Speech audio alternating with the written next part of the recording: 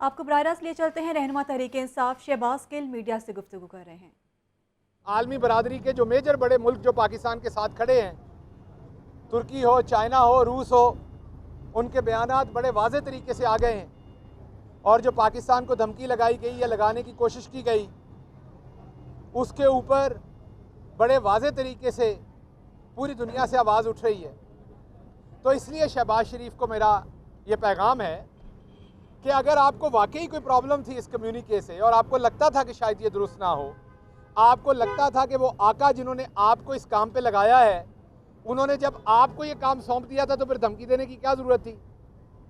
वो धमकी इसलिए दी कि आप लोगों का जो माजी का किरदार है कि आपने अपनी मादरे वतन को धोखा दिया, आप वतन फरोश हैं, तो अमेरिका आप पे यकीन कैसे कर लेगा। जो काम उन्होंने आपको दिया वो उन्होंने यकीन नहीं किया कि आप पूरा कर लेंगे, इसलिए उन्होंने वो काम किसी और को भी दिया साथ कि जाओ जाके धमकी लगाओ। आपको बुलाया था, अगर आपको वाकई कोई शक व शुबा था तो आपको उसमें आना चाहिए था कमेटी में। आप देखते, आपके सामने रखते। वो मरासला कैबिनेट के सामने रखा गया है।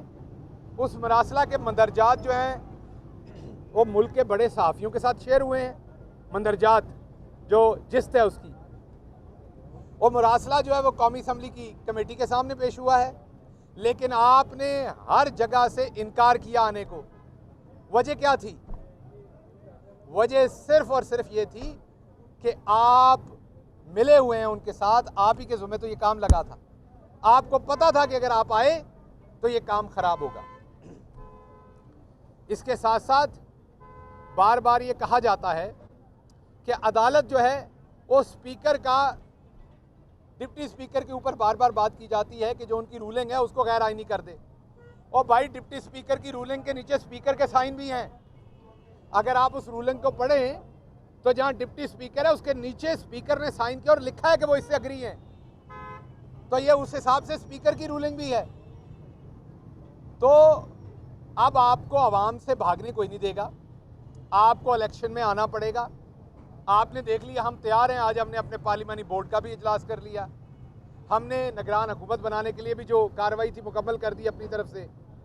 लाहौर भी पूरा जगमगा रहा है। हमारा वर्कर, हमारा वोटर, हमारे उम्मीदवारान सारे मुतहरक हो गए हैं। पाकिस्तान तहरीक इंसाफ इलेक्शन में चली गई है। क्यों गई है? क्योंकि पाकिस्तान के आइन के मुताबिक सबसे बड़ी ताकत जो पाकिस्तान को महफूज रखने के लिए है वो ऊपर अल्लाह रब्बुल इज़्ज़त की ज़ात है और उसके नीचे पाकिस्तान की आवाम है। पाकिस्तान का जो जमहूर है, पाकिस्तान की जो आवाम है, ये उसका काम है पाकिस्तान की हिफाजत करना। वफादारी का जो पैमाना था वो राशिद मिन्हाज शहीद जो थे वो तय कर गए थे। क्या तय किया था? जब उन्हें यह पता चला था कि यह जहाज भी दुश्मन ले जाएगा, आने वाली जिंदगी दुश्मन की कैद और गुलामी में गुजारनी पड़ेगी, तो राशिद मिन्हाज ने क्या फैसला किया था?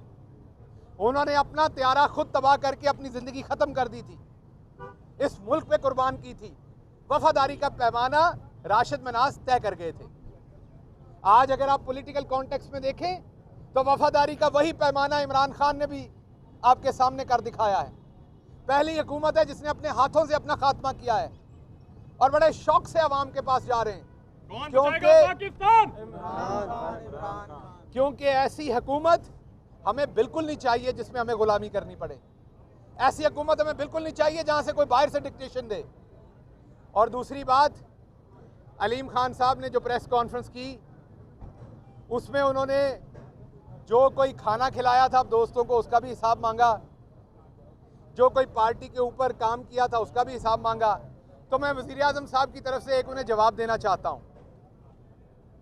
हमें यह पता है कि आपको तकलीफ पहुंची है, आपकी जो भी ख्वाहिश थी वो पूरी नहीं हो सकी, लेकिन वज़ीर आज़म साहब का पैगाम है कि काश आप ये ख्वाहिशें उनके साथ पार्टी में आने के वक्त करते। अगर आप उन्हें बताते